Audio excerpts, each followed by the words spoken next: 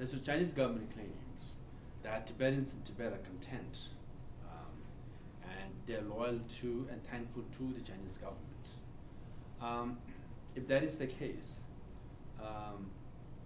thousands of Tibetans flee Tibet. They've been fleeing since 80s now to India, anywhere from 2 to 5,000 in any given year. Now, when I say they flee Tibet, literally they flee. They don't take American Airlines and fly from Lhasa to Delhi.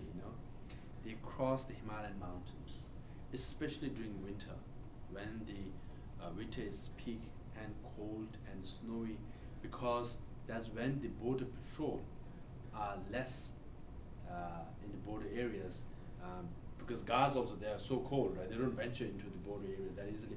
That's when they cross over. Now this is a clear demonstration that Tibetans are not happy under the present circumstances.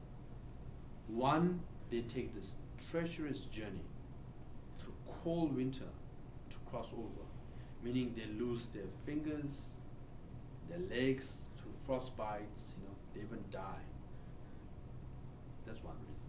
Two, mother and father, the grandparents are saying, you 6-year-old grandson or daughter, you go to India. Which parents would do that? Why would parents and grandparents would sacrifice your children to go to India? And that's the second reason.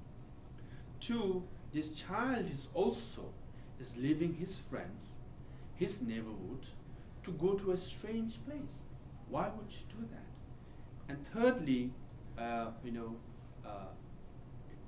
in Tibet, you are citizens of China.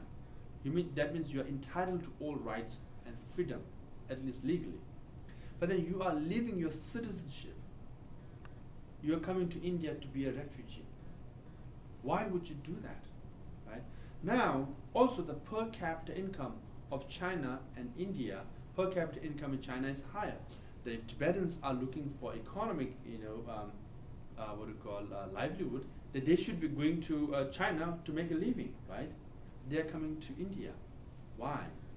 One, of course, leadership of the Dalai Lama. Tibetans regard him as their leader. They have tremendous loyalty and allegiance to him, and that's why they come.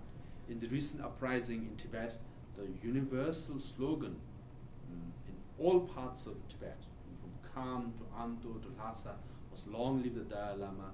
Dalai Lama, please come back to Tibet." Right? So after 50 years, their allegiance and sense of loyalty is very clear. They sacrifice themselves to be in the streets and shout their slogan. Loyalty is very strong. Two, they regard Tibetan government exile as their government.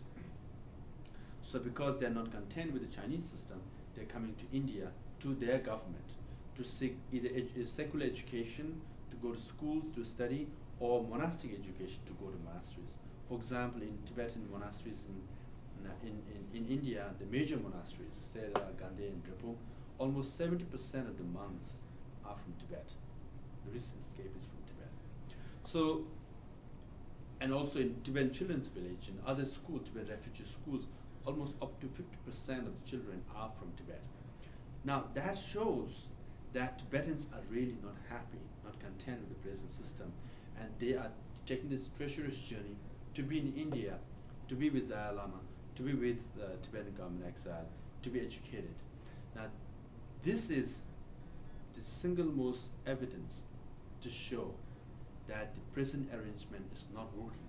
So Chinese government should realize that it's not working. They're escaping to India. It's not working. So there was a major uprising in Tibet, and the major uprising was not just few Tibetans. There were nomads and farmers, old and young, educated, non-educated, including some government officials, non-officials too, So all kinds of Tibetans from all walks of life came up in the streets, protested. That means they're not happy with the present arrangement. They have to find an alternative arrangement.